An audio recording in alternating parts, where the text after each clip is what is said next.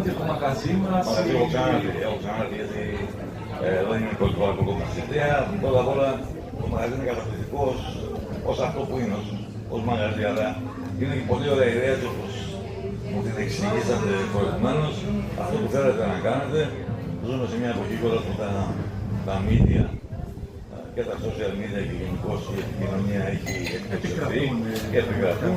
Αλλά αυτό που κάνετε είναι πολύ ξεχωριστό και ίσως είναι και μοναδικό. Δεν έχω ξανακούσει με αυτόν τον τρόπο κάποια επιχείρηση να θέλει για λίγη ώρα να απασχολήσει και με κάτι διαφορετικό τους πελάτες, τους επισκέπτες, και νομίζω ότι είναι πραγματικά, και σας εύχομαι κιόλας να το δείτε αυτό να μεγαλώνει, να γίνεται ελκυστικό, ακόμη πιο ελκυστικό.